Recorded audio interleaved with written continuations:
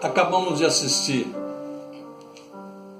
Pablo Marçal falando sobre as 3 laranjas. Foi realmente espetacular, maravilhoso. E nós já tivemos a oportunidade de falar sobre um assunto semelhante a esse. E se encontra no texto, em Romanos capítulo 12, que diz: rogo-vos, pois, irmãos, pela compaixão de Deus, ou pela misericórdia de Deus, que apresenteis os vossos corpos em sacrifício vivo, santo, agradável a Deus, que é o vosso culto racional. Não vos conformeis com este século, com este mundo ou com esta era, mas transformai-vos pela renovação da vossa mente, para que experimenteis qual seja a boa, agradável e perfeita vontade de Deus.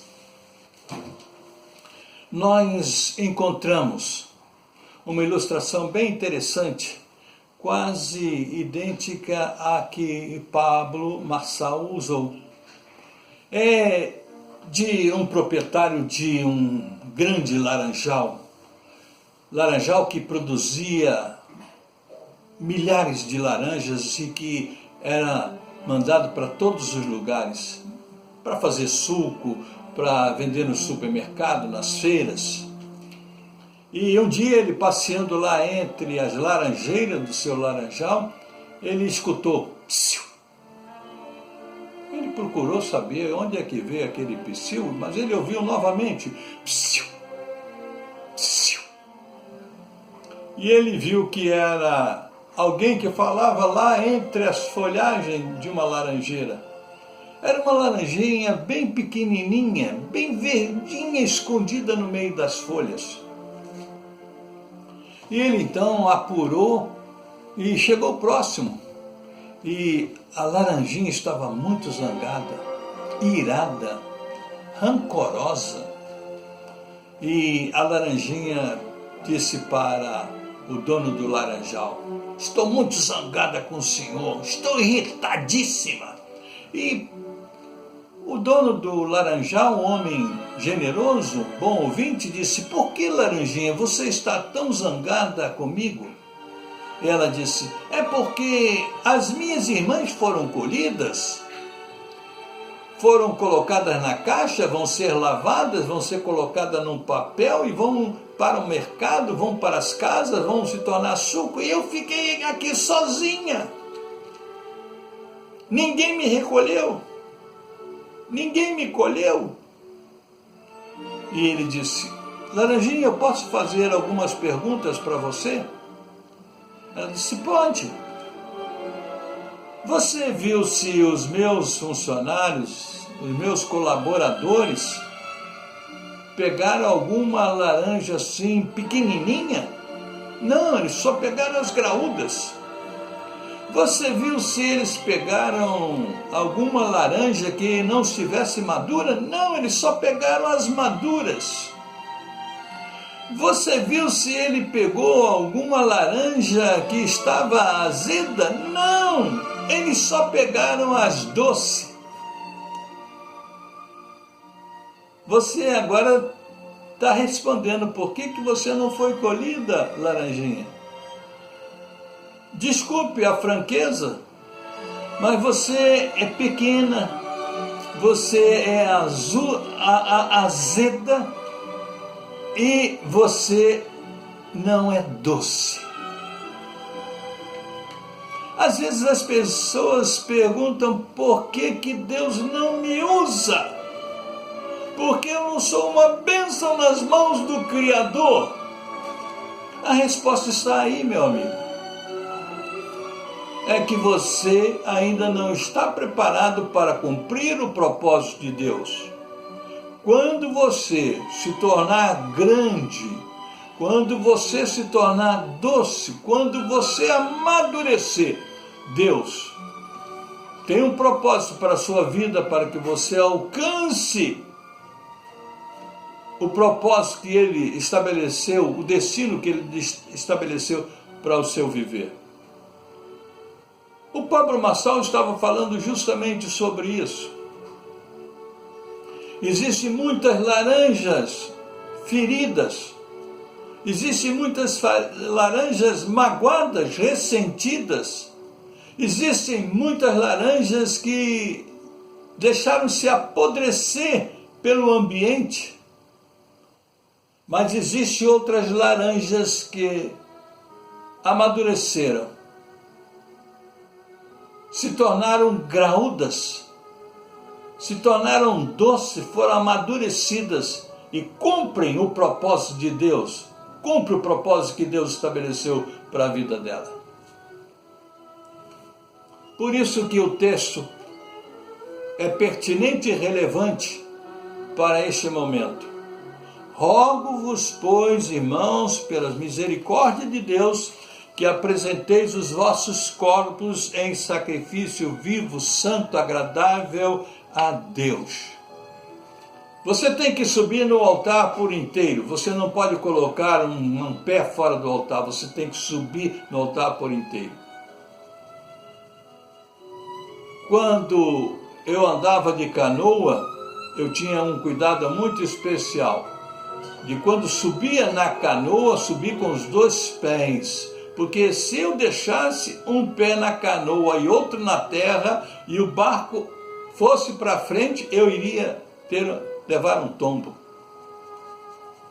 Você tem que subir por inteiro, você tem que ter realmente um compromisso com o reino de Deus e com a sua justiça.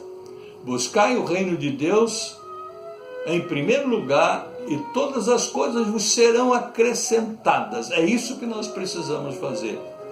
O texto sagrado está dizendo que o nosso sacrifício ao subir ao altar tem que ser vivo, não morto.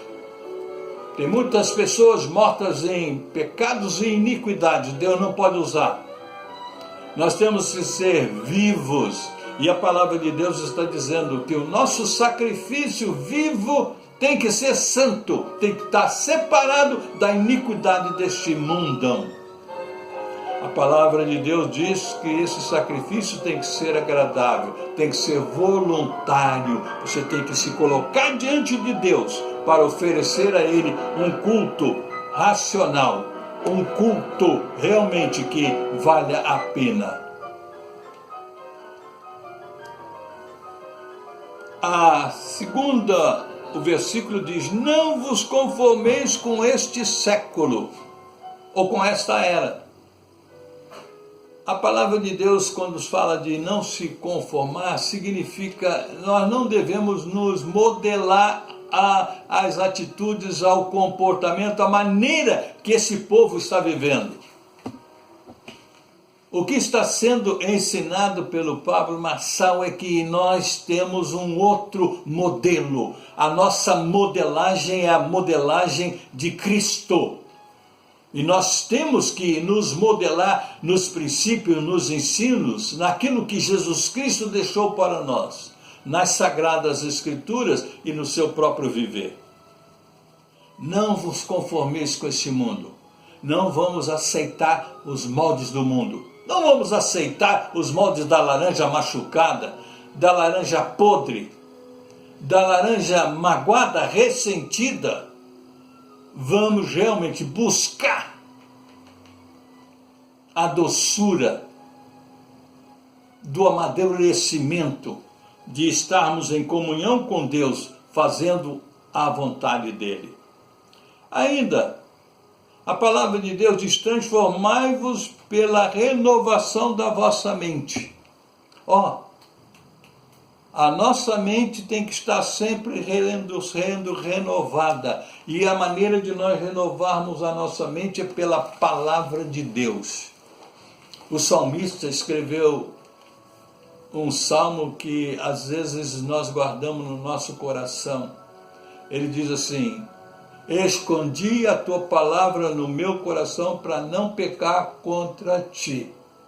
Todo pecado que nós cometemos contra Deus. Por isso que o salmista diz: escondi a tua palavra no meu coração para não pecar contra ti. Nós precisamos estar com a nossa mente sendo sempre renovada para o melhor que Deus tem para nós. Nós não devemos aceitar crítica, nós não devemos aceitar o vitimismo, nós não devemos aceitar esse molde que o mundo nos apresenta, porque Deus já nos deu uma identidade. Nós temos em nós a imagem e semelhança de Deus, nós já somos aquilo que devemos ser. O que precisamos é executar, é fazer, é adaptar, é multiplicar. A palavra de Deus ainda diz assim: quando nós renovamos a nossa mente, nós experimentaremos a boa, a agradável e perfeita vontade de Deus. Olha, foi interessante.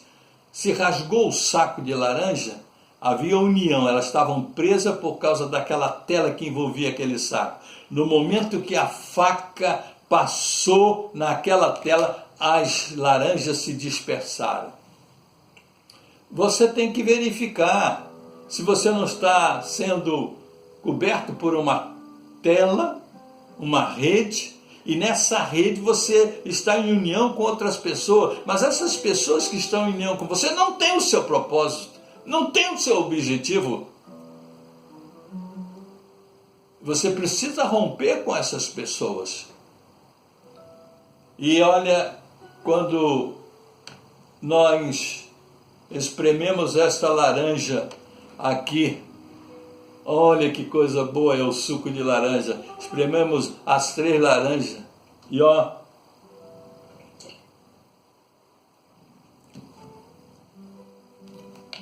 tomamos o suco. Suco de 3 laranjas é o propósito de Deus para a minha vida. Quando você encontra a pessoa que congrega com você, se une a você, tem propósito definido com você, você se torna unidade. Eu sempre bato nessa tecla quando falo para os casais: você marido, você esposa precisa ter unidade, não basta estar junto, vocês têm que ter unidade. Unidade de pensamento, unidade de atitude, unidade de comportamento, para que juntos mantenham os olhos no autor e consumador da nossa salvação, que é Cristo Jesus, para que vocês alcancem o propósito que Deus estabeleceu para a vida de vocês quando uniu vocês. Saber a boa, agradável e perfeita vontade de Deus e permanecer no propósito de Deus é a coisa mais importante da vida humana. Que nesta manhã nós possamos desejar ardentemente não ser mais aquela laranjinha azeda, pequenininha,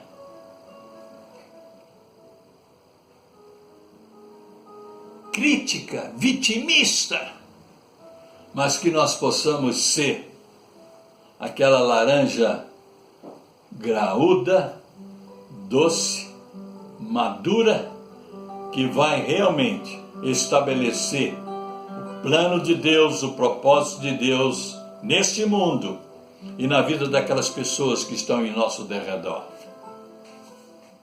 Que Deus nos abençoe e abençoe a sua palavra e ela encontre guarida no seu coração, no meu coração, no nosso coração. Podemos orar?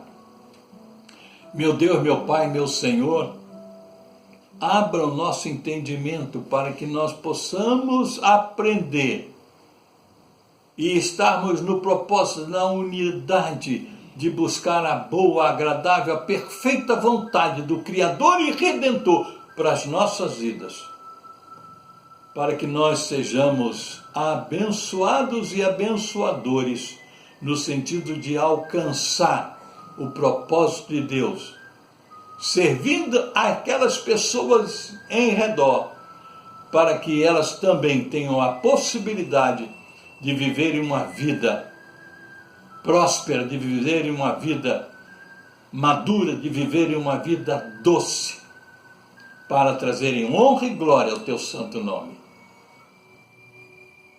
É a nossa oração, no nome e na autoridade de Jesus Cristo. Amém. Que Deus nos abençoe.